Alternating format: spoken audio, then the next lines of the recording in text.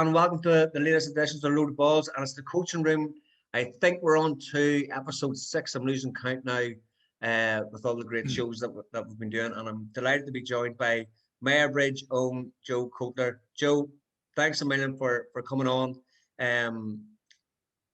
It's a man who's made a name for himself in London, and it's great to see that you're bringing the Mayobridge football and ideology to the big city. Yeah, John, it's great to be on the show. I listen to the podcast a lot, and been in London there. Sometimes you be isolated, and you don't really know what's happening back home in terms of the club football. So I tune into the podcast a lot, and I love the previews and the reviews of the championship, and all the discussion and all the crack that you have.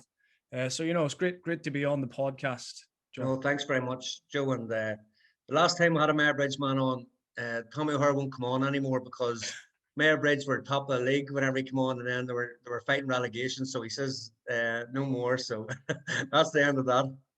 Tommy Sunboy, now you need to get him on, definitely. Joe, you're seen with the Deely Sports and the Sports Science setup that you have. How did that come about?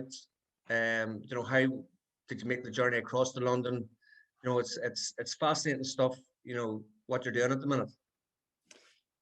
John, well, I suppose it's been a long journey. I've been in London here for 13, 14 years, and I came over to London in around 2007, I think it was, and I didn't really have that much coaching experience before I came over to London. Right. Actually, my first coaching experience was with the Bridge under-16s. And that was the team with the likes of Kevin McClory, I think, Shane McNamee. We ran Brady. So they had a good crop of players there. And obviously them boys are now, I suppose, the core players of the Bridge senior team now at the minute. So that was kind of my first coaching experience. I think we came across a good, Kilcoo under-16 team as well. And they happened to beat us in the first or second round. But I suppose... that was the first part that I had in terms of coaching. Then moved over to London 2007. Came over here to be a teacher. So I actually went to St. Mary's University to do my PGCE in teaching. That was a 1-year course, and played a bit of football. I was still in my sort of mid-20s. It was 26, 27. I was still playing football up to around, I suppose, 30. And then got injuries, and you know the story yourself. You get the knee injuries, you get the back injuries, you dislocate shoulders, your whole body's falling apart, John. So I said to myself, enough of this. I'm gonna take up the coaching, because I was always kind of interested in the coaching side of things, and I was lucky enough to kind of play or to be parts of squads, good Mayobridge squads. Obviously that Mayobridge team there of the Naughties, and playing under the likes of Jim McCrory, and Mickey Litton was the manager. Once Mickey Donnelly was there too, so I was able to sort of observe them and kind of bring in their philosophies as well. Managed university teams, men's and women's university teams, did a bit of coaching with them. After that, I managed St. Brenton's team. We're an intermediate team here. I've been managing them for about 6-7 years. We're still intermediate, so I haven't got them into the senior championship. Not like yourself there, John. I think Ronan, yourself and Ronnie McCartan are heading into the senior championship. So a bit like yourself, trying to get an intermediate team into the senior side of things, it's a challenge, So managing them, coached the London juniors for a few years, which was my sort of first county experience type of coaching. And one of the big games we actually played a game against Kilkenny in Nolan Park, and I think Dublin and Laois were playing after it. So there was a big crowd at it, and there's about 25,000. So I was also able to experience that, the big crowd, and being a coach and on the sideline and all. And that was very, very interesting. And then I suppose about 4 or 5 years ago, Kieran Deely, who had known from various coaching courses. Kieran, I got to know Kieran well, and he was delivering, the foundation coaching levels and the level 1 and level 2. He was delivering up in Ruislip. And I kind of got on well with him. We had lots of discussions about football, and he wasn't the London manager at that time, but he was still actually playing for KKG. So a few years later, he did become London manager, and I got a phone call from him, and he asked me, to come on board with the London senior team initially, as a coach. That was kind of my role in the first year. I came in as coach, and then the role sort of developed as I went on. I became operations manager, still doing coaching, planning things, organizing things. Now, if you think about the away games that London have, there's a lot of stuff there to do. And it's crazy the amount of organization. We'll probably talk about it later. And I suppose just that kind of, I was with them for 4 years. And obviously Kieran there got sacked. I think he was on your show too, John. You'll not be happy with me saying that. A few years ago, he got sacked there from the London job. And then I suppose Kieran himself, actually at that time, he had DSS up and running, but it was in its infancy, and it was at its initial stages. So I asked myself to come on board with Ross Bennett, who was working with him at QPR. And I think that was last year. Kieran asked me to come on board during the pandemic, actually, John. And it's grown massively over the last year. I can't believe the growth that it's had. As I was saying to you there earlier, there's around, I think we've 600 members we're hitting at the minute. When I came in last year, there we had around 150 or so, and we were expecting to maybe go to 200. And all of a sudden over Christmas there in the new year, it was just like, an avalanche of members come in. And it's great because it's all to do with sharing.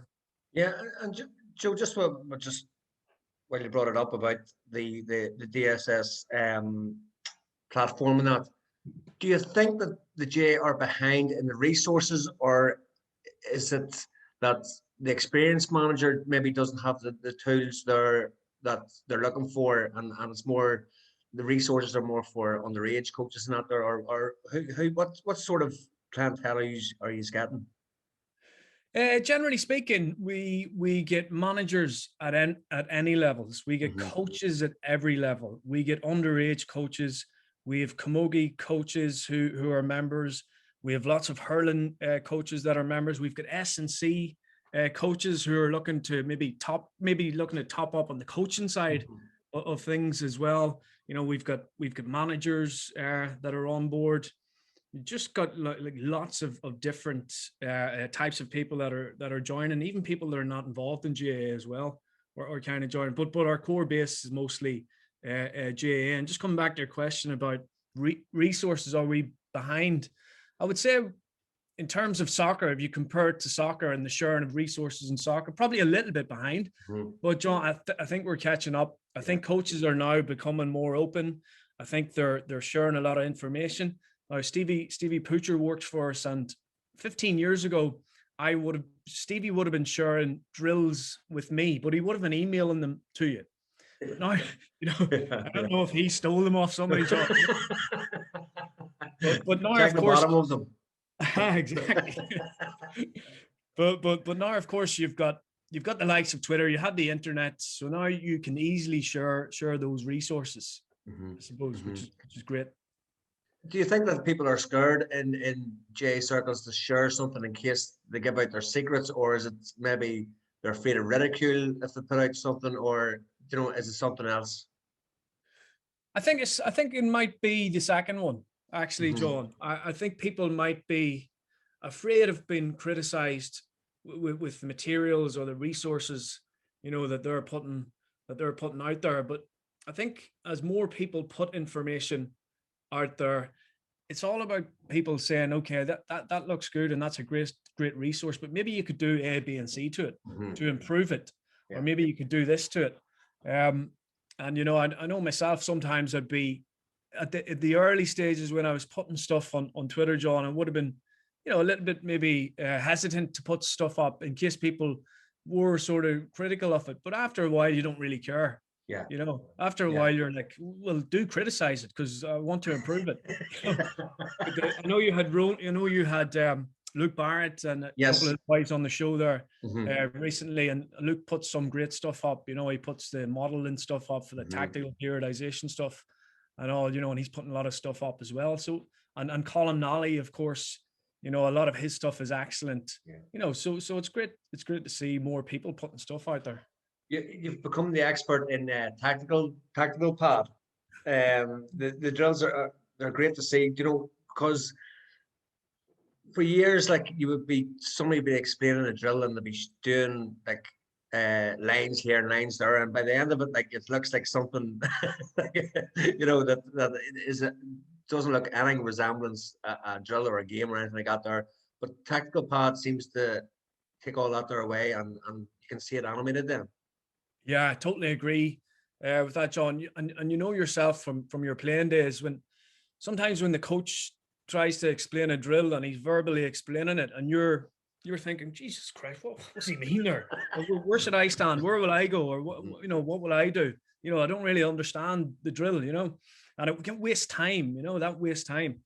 So with those videos, John, personally, what I do is I would send out the videos of the drills or the games that I would play, before training, send it out in the WhatsApp group to the team. So that they have an understanding of what the actual drill is or what the game is. They know the rules of the game. You know yourself, there's nothing worse than a player not knowing the rules. And then if you're refereeing the training game, then he's mouthing at you, he's effing you, he's blinding you. And then, the whole thing turns negative, I suppose. So having the videos is a better way to, suppose, understand them. You can freeze them, you can play it back again.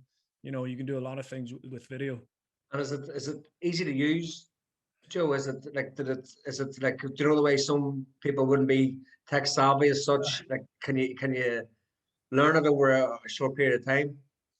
Well, Stevie Pooch has been using it lately, so I don't know if Stevie's the most technically gifted, but it takes a while to get used to. I will admit that at the beginning, But it's funny you say that, because I did do I done a 1 hour webinar for Deely Sports Science on how to use the webinar, and one of our other coaches, Barry Milan, he also done a webinar before me, but we looked at a guy called David Bird, who's a Scottish soccer coach. And he's like the kingpin when it comes to tactical pad, and he's got lots of webinars online. So we looked at how he used it for soccer, and we tried to adapt it for both hurling and Gaelic football. So I would recommend it.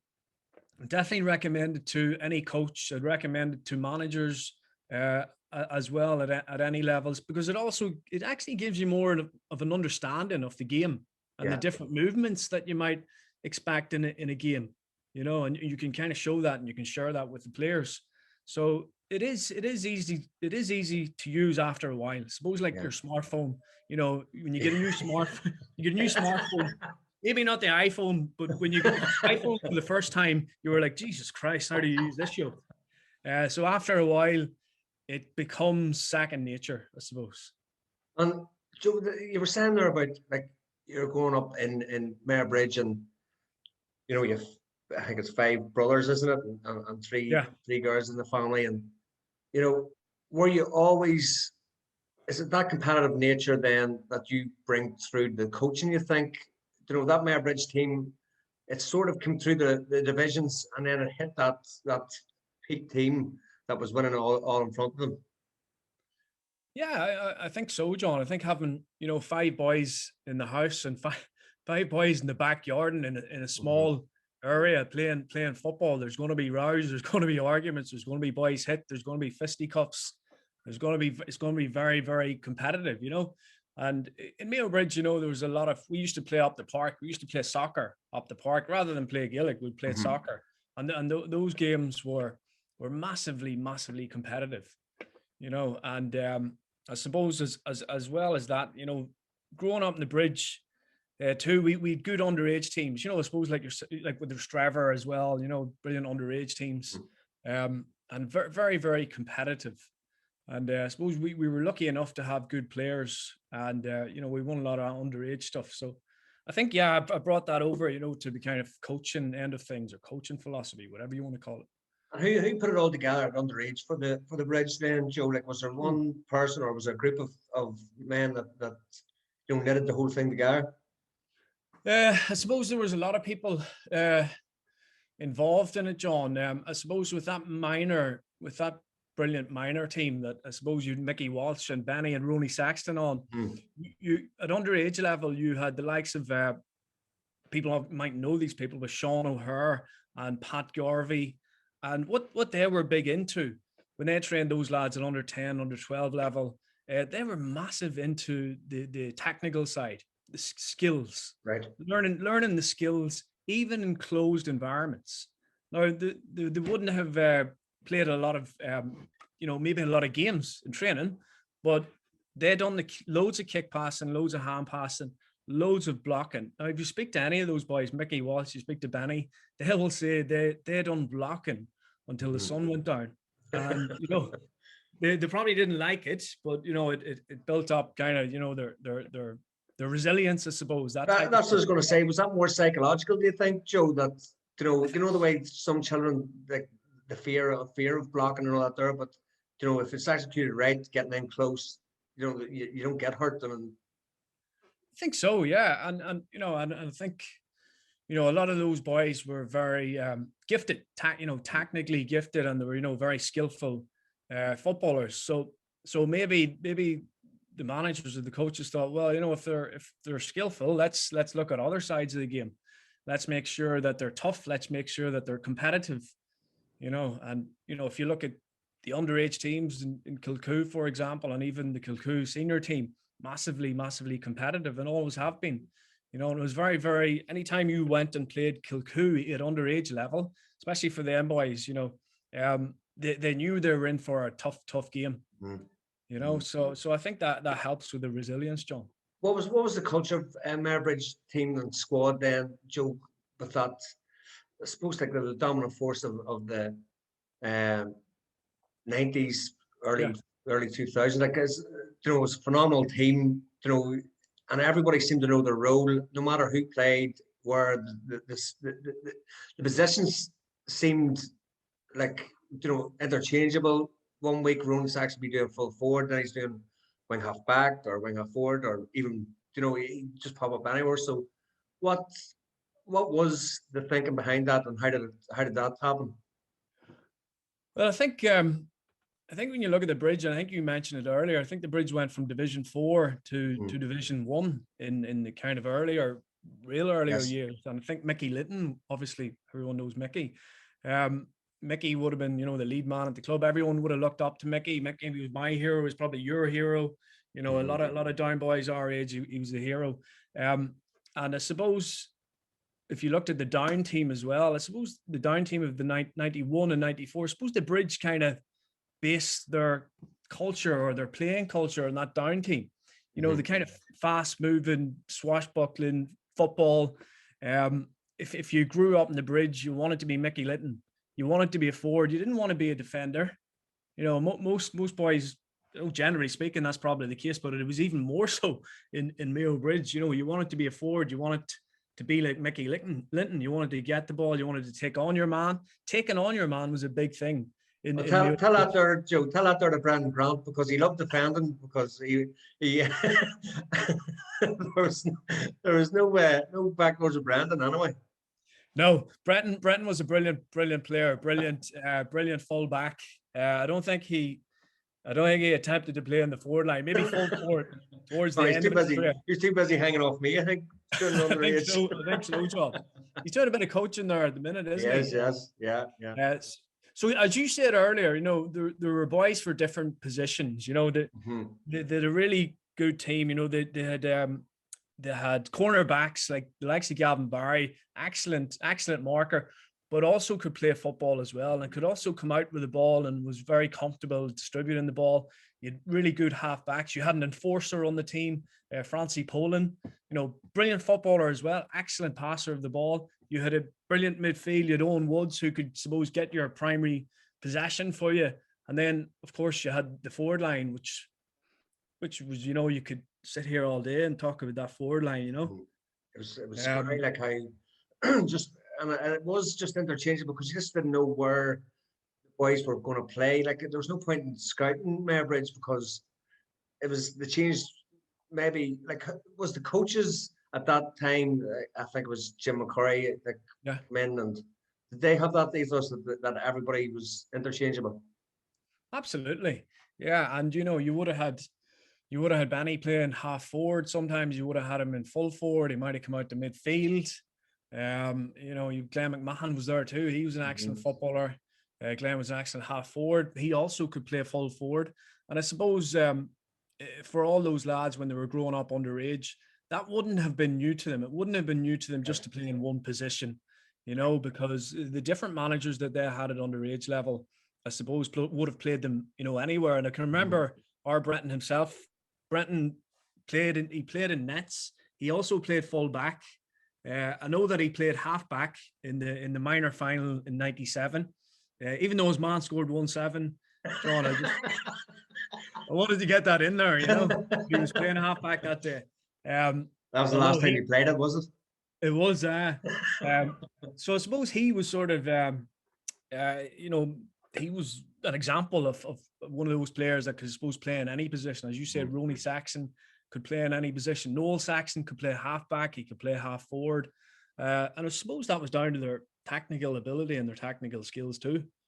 And the training sessions then, Joe, as well, were you looking at it and taking notes of what, or did you always have this thing that, geez, I want to be a coach? I see the respect and the admiration the boys are giving their manager. Was it something, a desire in you whenever you were seeing the results, the winning results? Yeah, it wasn't, didn't really overly have it in my mind back then to sort of be a coach, right. But I did always sort of closely observe the coach and their coaching sessions. And I suppose the way they ran their coaching sessions. I think we had Jim McCorry in at the beginning, and every single session that you had with Jim McCorry was completely different. No drill was the same. No game-based stuff was the same. It was always different. And his sessions were always sort of interesting. And there were new types of sessions because the coaches before that, all they were doing was maybe a warm-up, straight line, hand pass and kick pass and drill, and then a game. Mm-hmm. There was no attacking phases of play. There were no defensive phases of play. There were no real kick-out scenarios, game-based scenarios. There was none of that stuff until Jim McCorry came in and he kind of added that type of stuff into it. And then I suppose after him, I think it was either Mickey Donnelly or Mickey Litton. Well, Mickey Litton came in, and it was all about attitude, and how you present yourself and the way you play and making sort of discipline, making sure you're turning up on time. I suppose like Mickey is himself, so he expected those high standards. Then Mickey Donnelly came in, and the thing I noticed about his training sessions were that they were really intense, John, massively intense, because you went from one activity, 5 seconds into the next activity, 5 seconds rest into the next activity, a lot of 1v1s, a lot of 2v2s. Your heart rate was about 180, 200 in his training sessions. But I suppose him coming from Tyrone, I suppose that was sort of the culture that he brought to Tyrone, to Mayobridge with him. So kind of lucky to sort of experience those different types of coaching styles. And with the boys as well, did you have, obviously, if you're anything like our house, after a game and after, you would have had us talking about the football, and then you would have had other people calling up about talking about the football and after. Was it the same as you? And absolutely. It was it would have lasted hours, talking about the one game. Absolutely, John. And there were also, when the Bridge won their championships, we always went into Hilltown, the next morning, then to one of the pubs maybe, and had a few pints. But after the I think it was the Bransford game, there were a lot of post-mortems, that game that they lost. They were hot favourites to win that. But, lots of people would have been coming up and down our street in Riverside, calling in, having the crack, and the main, just 24 hours a day, it was football. Anything to do with the GAA, and that's all that was kind of talked about in our house. And did that form any philosophies you have, Joe? Whenever, they're getting that constant information, that different points of views. Maybe, maybe he is right, or maybe, your man's talking absolute. Did it make you think a wee bit about, the right way to play football, the right way to train? the right culture to have as well for teams.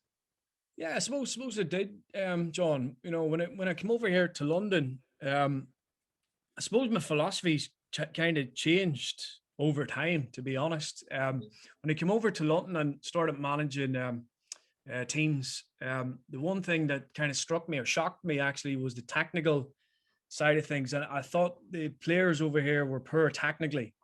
And I suppose in my head, I was probably comparing them to bridge players and Yeah. maybe down players, and that was foolish of me. So when I was coaching teams, I would have done a lot of technical stuff. I would have done a lot of straight line drills, kick passing, hand passing, catching, that type of stuff. You know, just to improve the technical side of things. But then as time went on, probably become a bit more tactically aware. And a lot of the training sessions now would be, you know, game based stuff, a lot of defensive stuff. Um, and I know coming from down, you probably not we're not overly, you know, defensive minded, if you know what I mean. Yes. It comes Yeah. from that culture.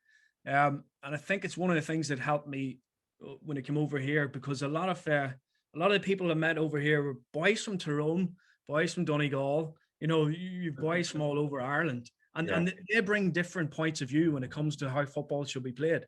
You know, you're a down man, you're coming over to London, and you're saying, well, you know, you kick the ball, you know, the fullback gets the ball, he kicks it to the midfielder, and he puts the ball into Mickey Litton, and he scores a goal or a point. You know, and that was kind of my view on football, you know. Yeah. And then after a while, you know, your team starts to get hammered because you've no defensive structure, you've no defensive setup. And I suppose you have to then think about tactically, what do I need to do here to fix this?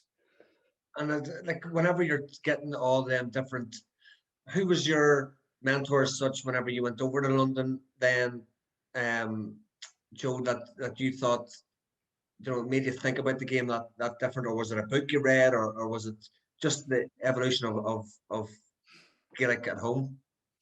I suppose it was a bit of to do with the Gaelic at home, you know, and you know, obviously I watched a lot of the county football and the club football too, and you know, Park TV is a great thing, by the way. Just to tune into the to the club football. Well, I suppose it was the biggest influence is probably Kieran Deely, when I met him at those coaching courses, because I was always kind of thinking, am I doing things right here? Because I didn't really have someone to look up to over here. And met Kieran, you know, 8 years ago. And the way he was viewing the game and the way we discussed the game was we kind of had similar views on the game and how the game should be played, and how you should treat players, and how players need to take individual responsibility, none of the passing the buck or anything like that. I suppose and then obviously he asked me on to the London senior setup. But before that, Kieran came over to watch the London juniors play in Ireland.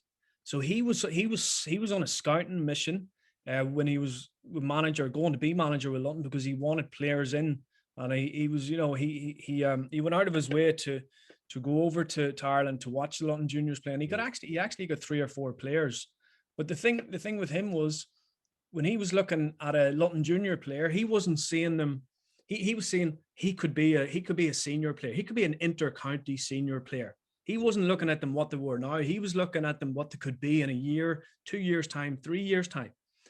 Because he knew that if he brought them into the London setup, if he brought them into the London environment and that culture and that sort of professional setup, that he could turn them into, you know, a good inter-county player at Division 4 level.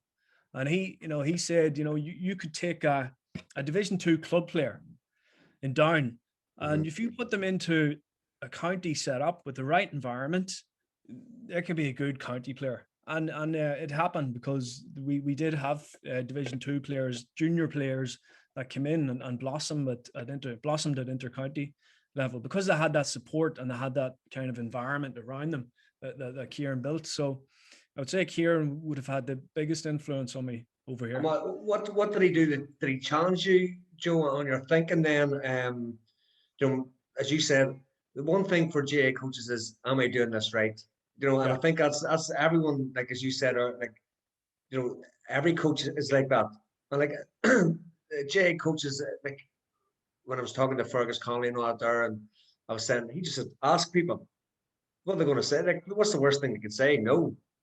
Just ask, or they don't reply to your emails or anything like that there.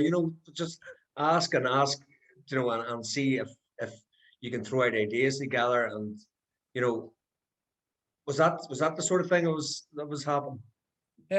He would have given you a lot of responsibility, and he would have said to you, right, you're taking this part of the session, and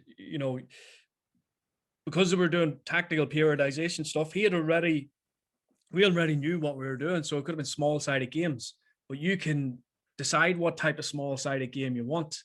Mm-hmm. So he would have given you the responsibility, he would have given you the freedom to make mistakes, I suppose. And he wouldn't be critical of you. He would give you advice, and he'd help you along the way, and he would support you. And one of the roles that he gave me at London as well was operations, head of operations or operations manager with London.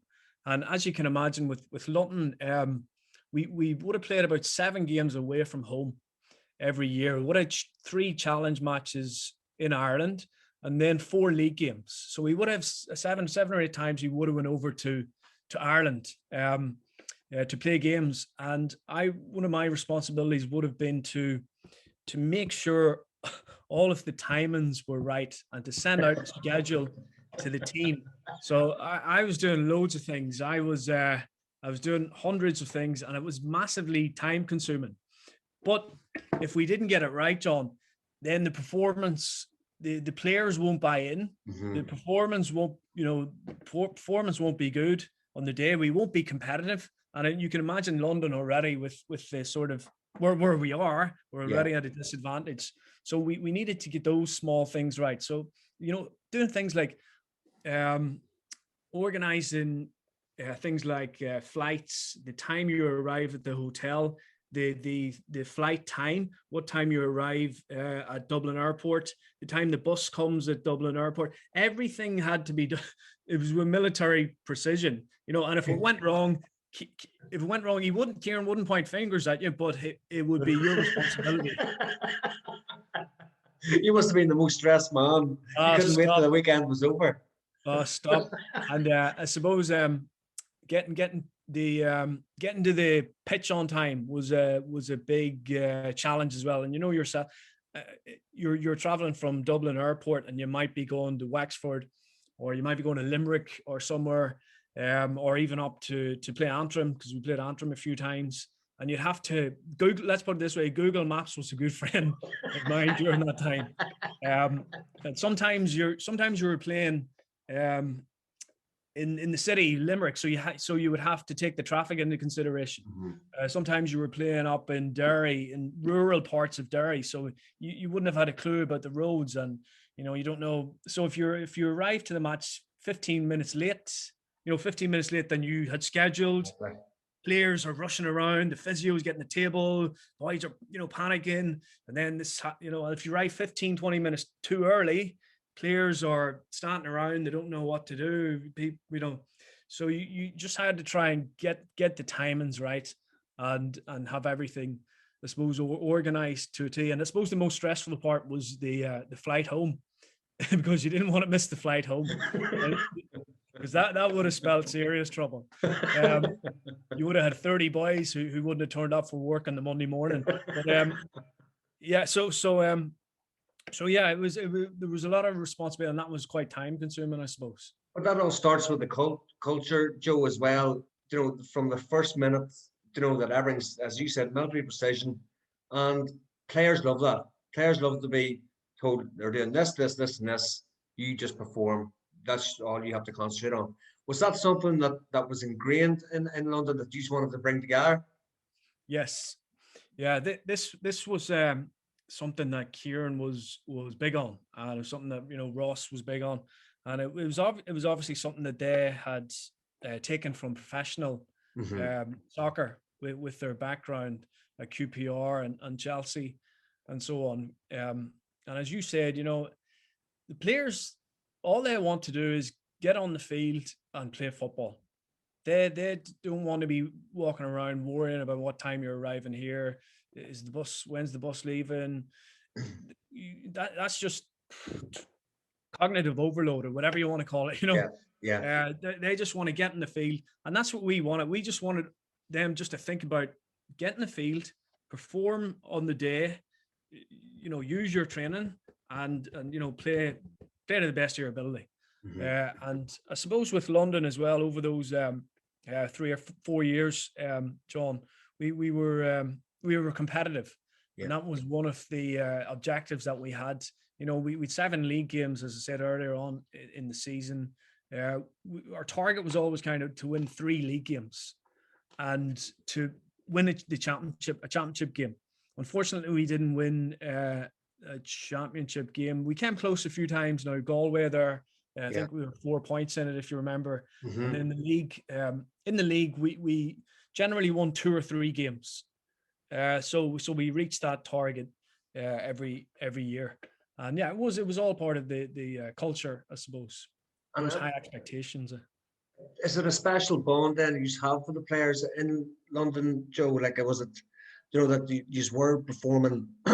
Like, don't get me wrong, I'm talking from in the past where London was maybe you went over as a team, you won easy, and then you maybe had the team had a bonding session and then home. Whereas you were getting games and they were pushing, player teams to their collar, like.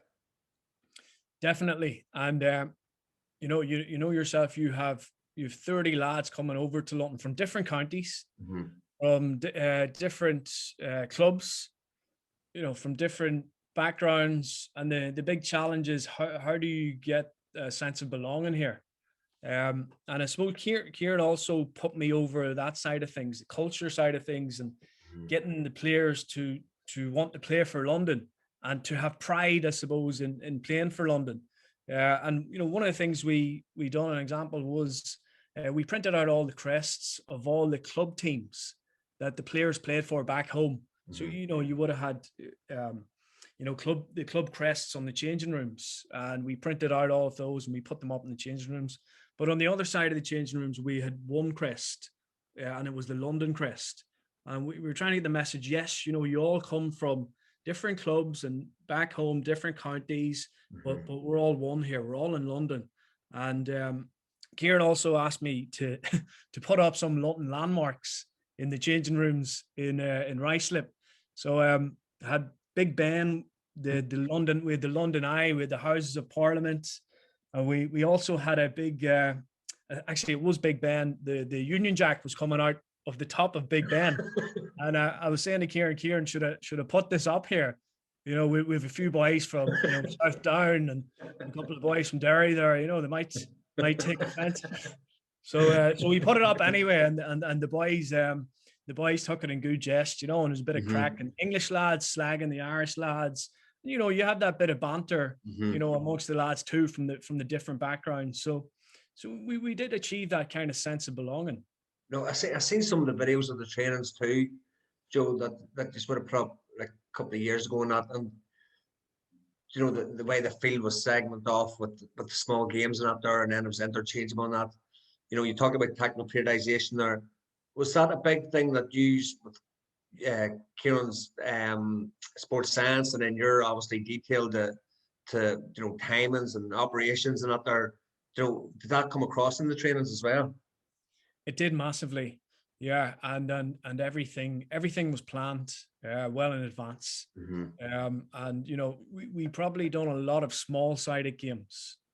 I suppose towards the beginning of the season, would have done a lot of small-sided games, and obviously as we came towards the big games in the league and the championship, it would have went more long-sided. But you could see that in the type of sessions that we had, and we used to have a session plan.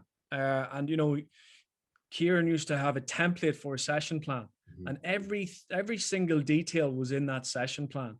The RPE of the session, the distance that the average player should cover, the warm up, what exactly was included in the warm up, who was taking the warm up, how many minutes was the warm up for, then the next coach, what the next coach was doing. It could have been an attacking phase of play, how many players were involved. Then there would have been maybe a secondary focus on tackling or something like that. And then a game at the end, and then some kind of warm down. And then the boys talk about the locomotive drills and this kind of sports sciencey stuff, which sometimes went over my head, to be honest, John. You know, you could have been sitting around the table, especially at the early stages, sitting around the table with, you know, experts in strength and conditioning, and some of the things that I didn't understand, you know, but you kind of came accustomed to it. And you know, you learnt, and that's what the culture was.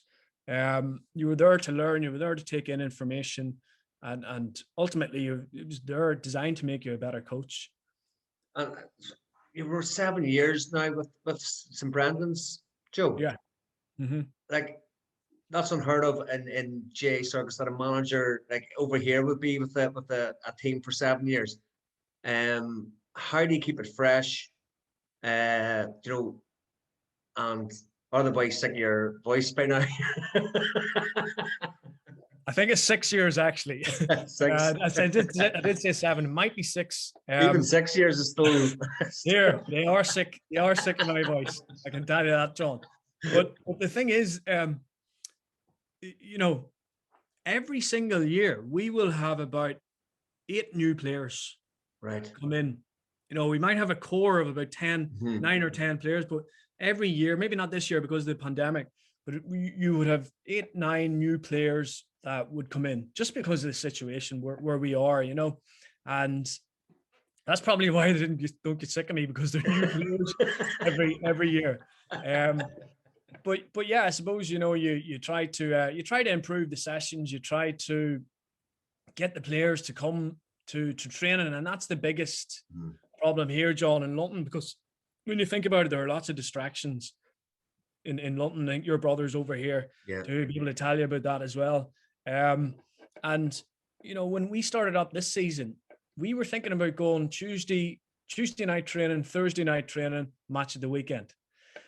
But we looked at it and we said, and I was speaking to the 2 coaches, we said we're actually probably safer off just going to Wednesday night, one night, and then game at the weekend. If there's no game at the weekend, then we train as a team. You know, so we're always meeting twice a week. That means that you're going to get high numbers on the Wednesday, and I suppose all you're going to do in that session is kind of game-based stuff, and preparing for the match of the weekend. So we've always tried to change things up, John, you know, and bring new coaches in, new people in as well. So I think this year might be my last year.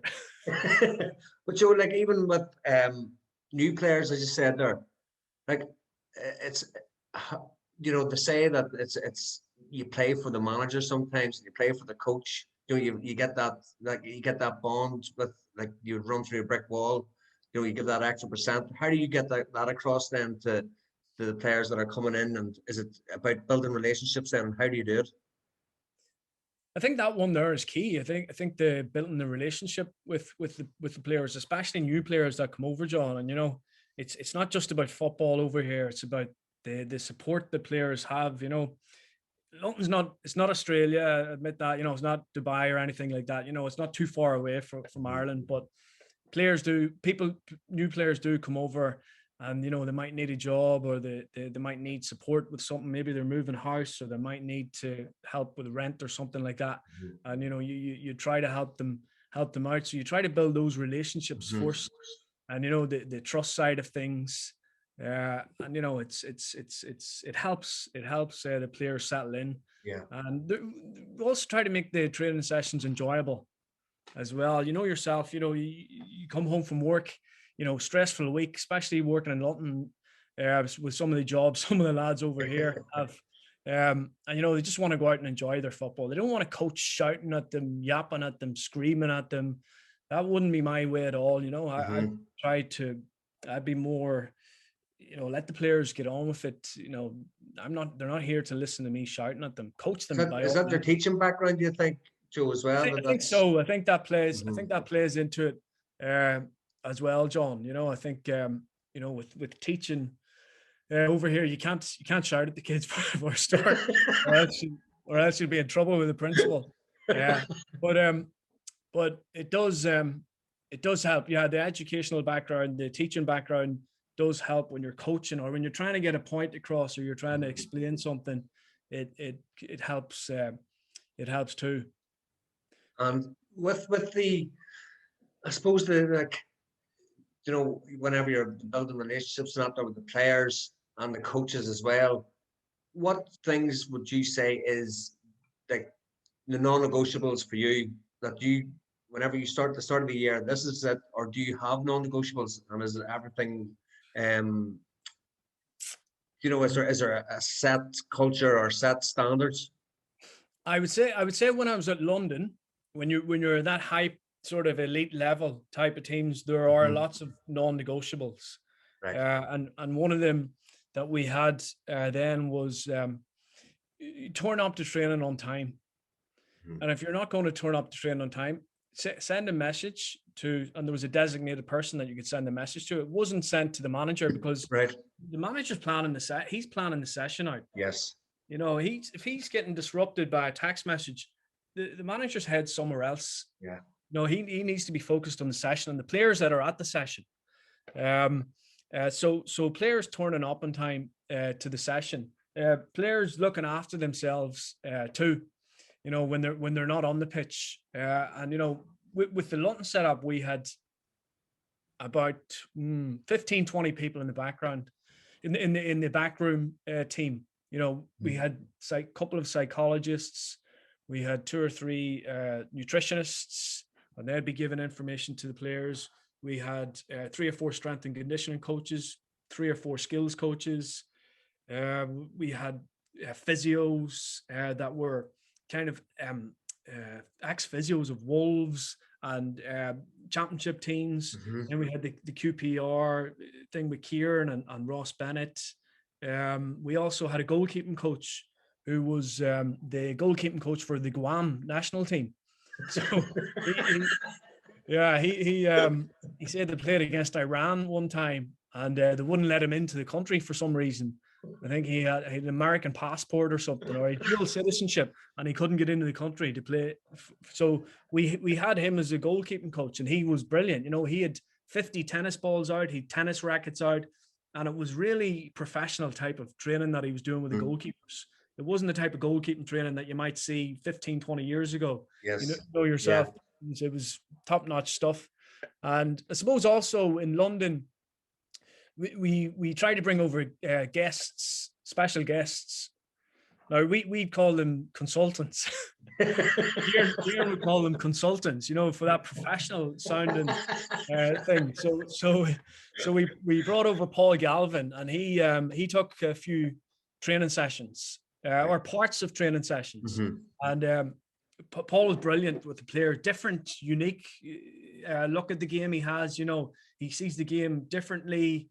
And he took a few parts of training sessions, and he took a training session one time. He was wearing a pair of skinny jeans, and he was getting involved in the training session too. He was like getting involved in the game, and he's hand passing the ball about in his skinny jeans. So that was a good sight. But he gave the boys. Did you turn up the next training session in your skinny jeans, or I did? Yeah. It was the fashion. A couple of the boys done it too. But he was good for the lads because he got all the lads in a circle, and he said to them, and he looked at their football boots, and he said, "Your football boots, 100 quid, much more." And one of the boys said 90 quid. And he'd say, "How much are yours?" 80 quid. And then he'd say, "Does anyone have a Gaelic football, an O'Neill's ball?" And 1 or 2 of the boys put their hands up, and he was like, "Why does everyone not have an O'Neill's football? You know, they're 40 quid, 45 quid, whatever the price is." So that kind of struck with home with the lads. So getting those consultants in, actually Harry Redknapp came down to a training session. No way. One time. Yeah, he came down to Ealing. It would have been that QPR connection. Yes. And he was very interested in it, and he spoke to the lads for a good 10, 15 minutes. And he was the thing he noticed was the intensity of the sessions and the physicality of the sessions. He couldn't believe it. We got Bernard Jackman in too. Yes, the rugby very good. Coach. Brilliant. Yeah, very brilliant. Yeah, and leadership, isn't it? Joe, Sorry.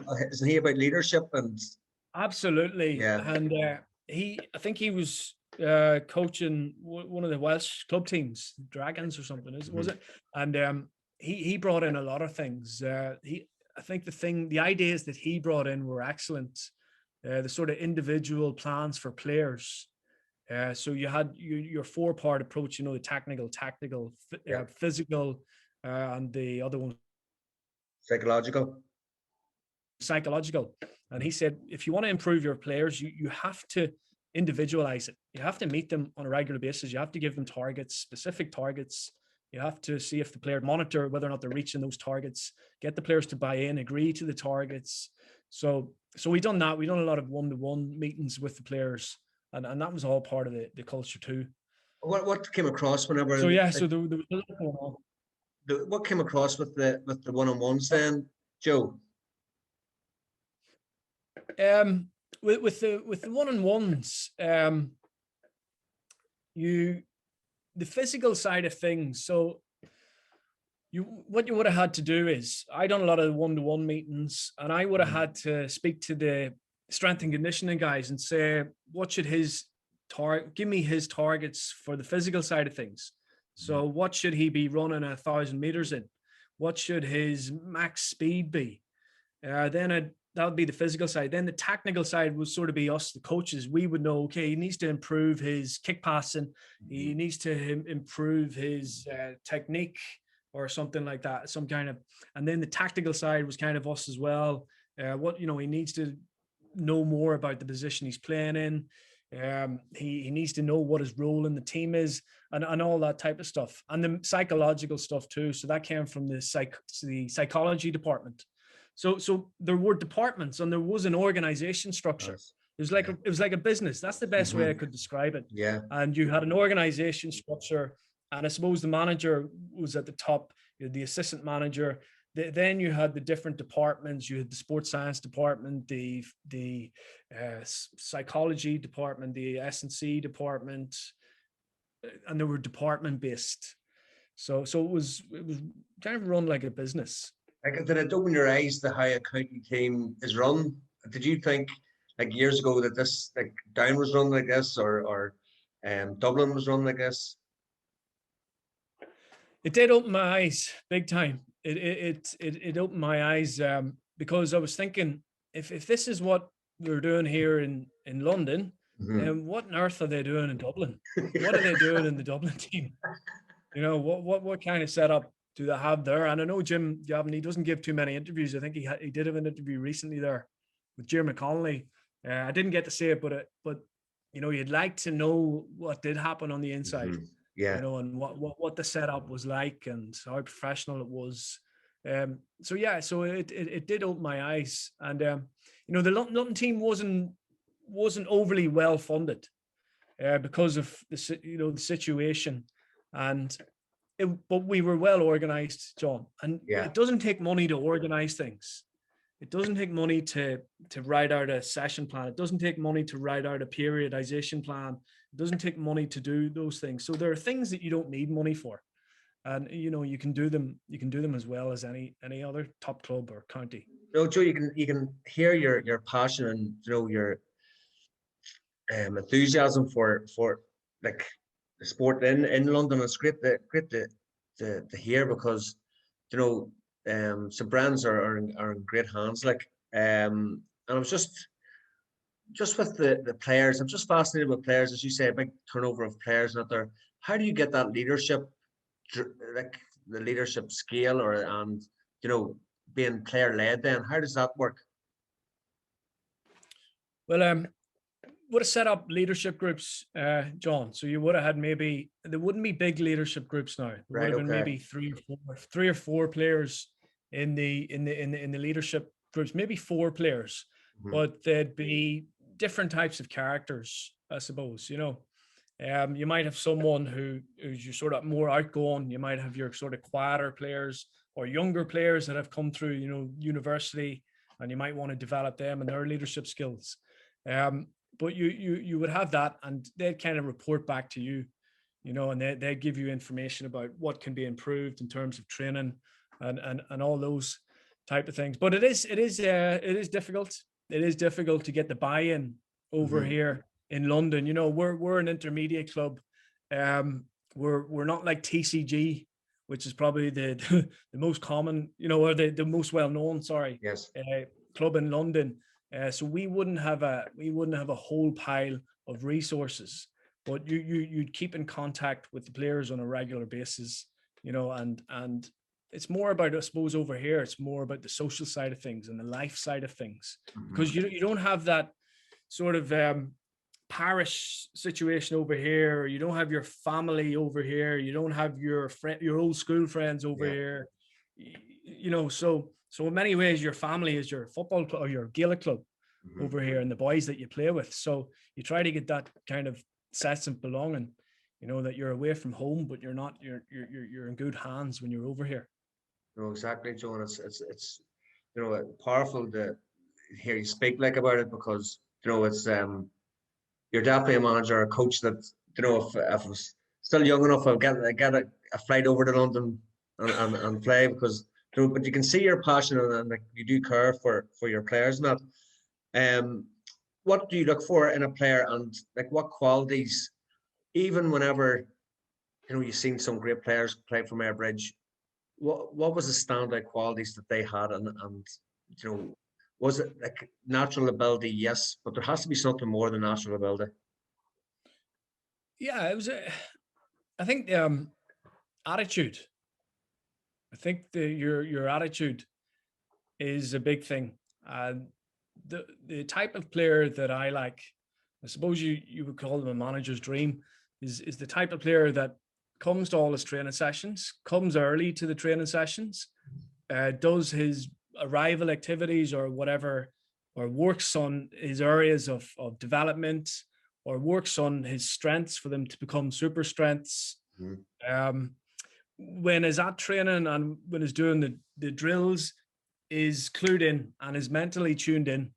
And Mickey Litton used to say this to us all the time before games: lads, tune in, tune into the game, get mentally right. A player that, gives it all during the training session. It doesn't have to be the most skillfulest player, John, a player with a great attitude, and a player that gets on with the rest of the players, and is a fair player and a fair-minded player, and doesn't yap at the referee, which is a player I like. You would have hated me, Joe. But that type of player, I suppose, who just gets on with the game, that doesn't complain.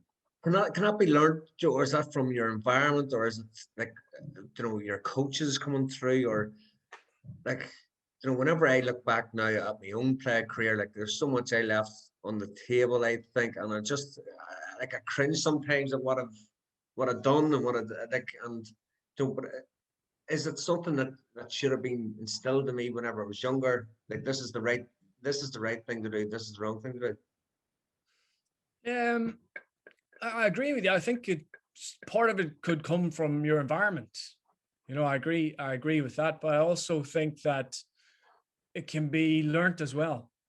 And just thinking about school or working as a teacher, I know that we've a lot of students in the early years that are troubled students, I suppose you might call them, but over years you can see them progressing, and you can see them becoming better behaved, and you can see them becoming better students and better people, better individuals.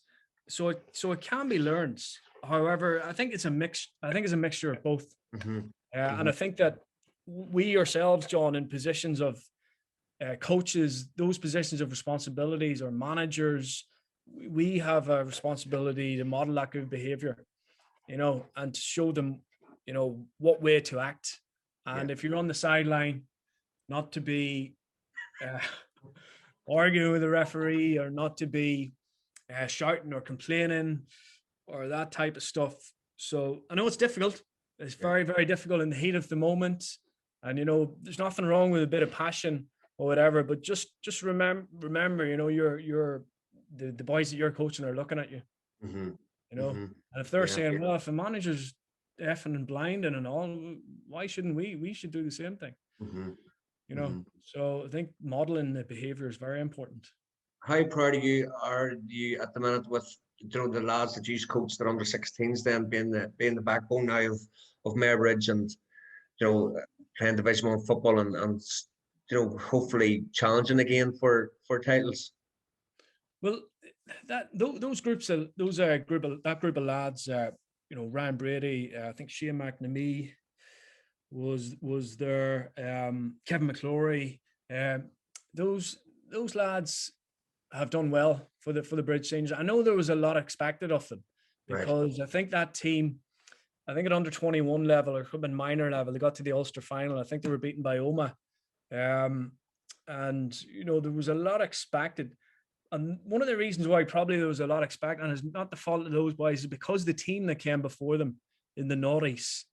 So everyone thought, well, we can get 5 or 6 championships out of this team. Yes. Because we got 8 out of the noughties team. but that noughties team was excellent.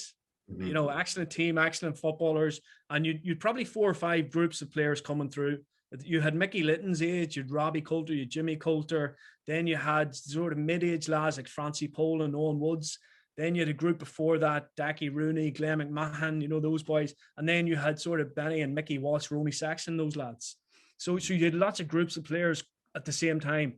I think it was unfair on the likes of Kevin McClory and those guys to kind of put that pressure on them because of what went before them. And also, John, Kilcoo started to get their act together. Bourne started to get their act together. And now serious competition, which maybe the Bridge didn't overly have during the noughties. Mm-hmm. And they had a deal with that kind of that Kilcoo team is excellent, John. Yeah. And you look at their 6 forwards, and they can all do different things, and they're a brilliant team, and they play well, and they play with heart, and they play with passion. And I still think that Bridge team, there's a championship or 2 in that Bridge team, that current crop of players. I think they're probably in their 30s now, John. Those lads, in around that age, that core group of players. And you've got Kieran McKeever there, and I usually try to get home around Easter time. Christmas, Easter. Unfortunately, didn't get home this Easter time, but I try to get home and go up and watch a few of the training sessions. And I got up last year, or 2 years ago, I think. No, last year. Yeah, I actually did get home and watching one of the training sessions with Kieran McKeever and your boy Dennis Hollywood. He brought Dennis Hollywood in, and the training sessions were unbelievable. And they were preparing for that Kilcoo game. And the way Kilcoo were setting up, Kilcoo set up defensively, and he was trying to set them up to break Kilcoo down and to be patient on the ball. And you could see that in the game. When I watched the game, they were being patient. They were trying to punch holes in Kilcoo. But it didn't happen. They weren't too far away. And I still think there's a championship or 2 in those lads with Kieran McKeever still there. Yes. Just to tie it all together, Joe, then down football, as you said, you watch Park TV and that there, and seen games and that. What state do you think down football is at the minute? And obviously we got the draw. We played Donegal in the preliminary round. What's your views on club football overall? The club football is brilliant. It's brilliant football. It's very entertaining, and I watched yourself commentating, Patsy Russell commentating, and it's brilliant. Patsy's the main man. He's the box office. Patsy's been there for a long time. He used to commentate in the Bridge underage games. That's a long time ago. Yeah. So he's had a bit of experience. But I think down football's in a good position. County football from the games that I've seen. Anyway, obviously last year with that performance against Fermanagh, I seen a different type of down player last year. A hard, physical, fit player. They're physical specimens, some of those down lads, and you could see how fit they were last year. The boys that could run with the ball. I suppose like kind of model themselves in those Tyrone players and some Donegal players. Is it the modelling that even in Dublin Joe, you Yeah, see the way they've yeah, changed now. Even yeah. Kieran Kilkenny's like leaned right down. Like they're not carrying as much muscle mass anymore. I think it is, John. Yeah, I Mm, think they're getting closer to that sort of Premier League soccer type, elite soccer type player. yeah, You know, where it's speed over a short distance, but there's also good core strength there as well. yeah, You know, so and then players are bouncing off the ground. You know, yeah. when they're running, and you can see that with some of those down players against Fermanagh last year. And you know, the first half against Cavan, excellent. I don't know what happened to them in the second half. Um, but with that experience of losing against Cavan, and then obviously seeing Cavan go on and beating Donegal in the final. Now to play Donegal now in the first round, in the preliminary round, I think it is. Yeah, it is. Yeah, It's going to be a big challenge, John. But I think if they get over that, it might be Derry. Is it in the yeah, next game? yeah.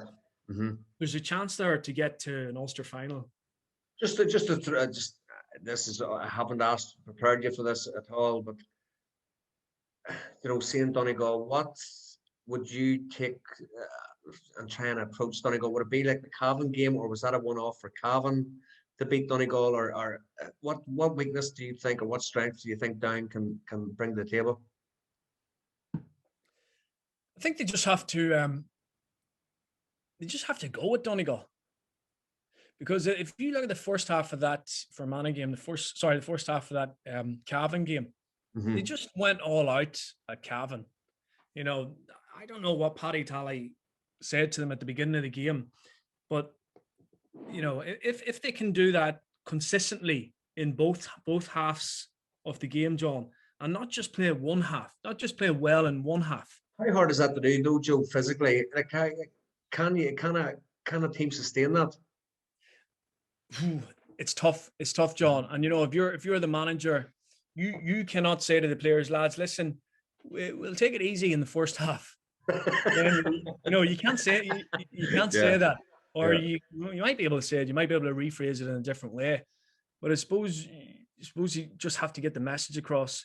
You can't win a game of football if you're only performing in 20 minutes of the first half. Mm-hmm. You know, you have to be consistent throughout the game. And I suppose a lot of that comes down to the manager and his tactical decisions. And you know, one decision or one or two decisions that are made by Paddy Talley, I don't know if he's allowed to be there during the game because he's It's home and probably all, is. yes, it's over and all, yeah. He's okay. So he so that some of those come down to the decisions that are made on the line. And you know, if he can make the right decisions at the right time, and you know, bring on players at the right time, because it'll come down to the last 5, 10, 15 minutes of the game. If he can make those right decisions, you know, Down could win that game. Yeah, yeah. No, fingers crossed, because I think it's a special group of players now. I think in the next 2 or 3 years, Joe, I think really we can push for Ulster titles. I really do. Well, hopefully, John, because I think we've been starved. You know, I think the last time we got to an Ulster final was what 2012 was it against Donegal? Mm-hmm. In Clonus there, I think Donegal beat us by about 8 or 9 points. Yeah. So you know, it's been what 9 years, and for a county like Down not to be in an Ulster final, and you know, you want to bring back those days of the 90s, of the early 90s, John. And hopefully, you know, around the corner, we can see that happening with this new crop of players. Yeah, because like you can't underestimate, Joe, the impact that had on our generation. Like I always keep on saying it, and people are probably sick to death of me of saying it. You know, that actually just breeded a whole range of new footballers, like that early 90s team. It did, John. And I think with that team, you had full out attacking football. Don't get me wrong, you had really good defenders. Mm-hmm. And I think somewhere along the line, that might have actually disadvantaged Down in the kind of noughties, because other counties were thinking about, how do we beat these teams? Well, you beat these teams by setting up defensively. And Down didn't really have that culture coming into the noughties of having a defensive structure or a defensive setup. And generally the managers of the Down team were ex-Down players.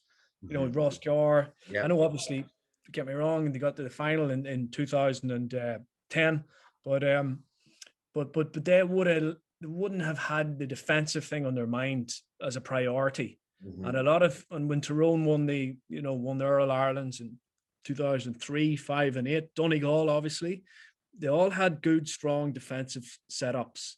And I think Down struggled because they weren't interested in setting up defensively.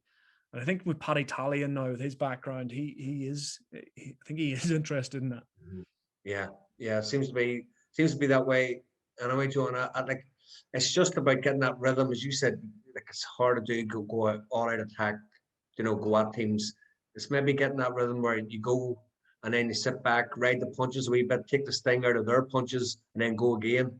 Where Down's fitness, like, you see some of the lads now, unbelievable fitness. So like, there's nothing to fear that way. Like, as I said, you can only be about 5% maximum less than an absolute top athlete nowadays, because there is no off season anymore.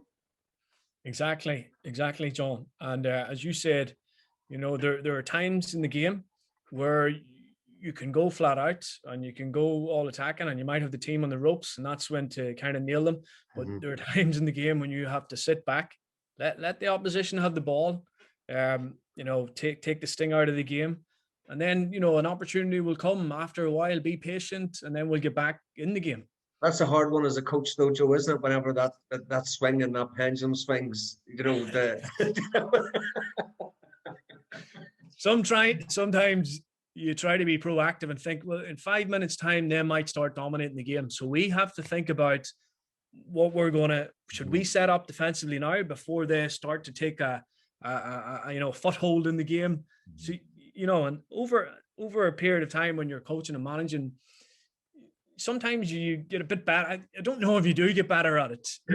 Is it experience, or do you just sense? Is it something you sense? Maybe like a certain player goes, he's not running as fast as he was 5 minutes ago, or that man's getting more of the ball or something like that. Opposition player. I think it is, John. I think it's sort of all the kind of knowledge you've built up over the years, and you say to yourself, sort of subconsciously, you're saying, "Well, I've seen this happening before. This is a sign. He's struggling. Their half forward struggling or half back struggling. This is a sign that now we need to get back here and just relax and settle down." So I think that sort of comes subconsciously, and then all of a sudden you get it wrong. You just chalk it down to experience. But Joe, are you coming home anytime soon? Are you up in sticks? And what's the future for Joe Coulter then? No, I'm here for the duration. I've got the girlfriend over here, so I'm here for the duration, and I do try to get home 3 or 4 times a year, and watch the bridge playing.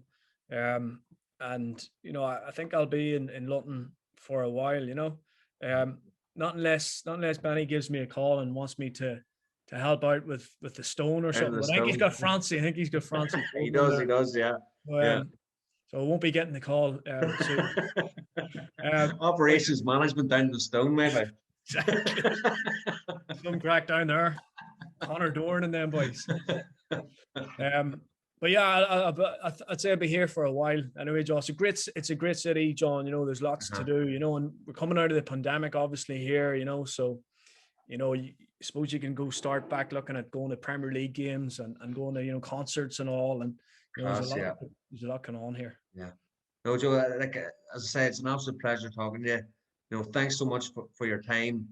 You can see by talking to you how much passion you have for coaching and trying to do things the proper way. And I suppose that's all you can ask about, player welfare, and just I like what you're saying about the culture and all that there as well. It just buys into everything. Like, it's just more than turn up and taking a training session these days, isn't it? It is, yeah. It's not just, and especially in these times, John, where people have had it tough over the lockdown. It's not just about the football; it's about other things, Yeah. No, Joe, thank you so much. As I say, look after yourself. I'll keep you informed of any crack over and down here anyway, and hopefully, with coaches getting involved with yourselves and Kieran there, with the coaches. What is it? It's DSS. DSS. DSS. So Deely Sports Science. So just to plug my tactical, I've got an e-booklet Brilliant. and it's got drills and practices on it. So you can head over and log on to Deely Sports Science. There's loads of practices there and games, and you can become a member. We've got 600 people. We've got 3 WhatsApp groups. They're full. The WhatsApp groups are full, and there's a lot of information sharing, and people love it.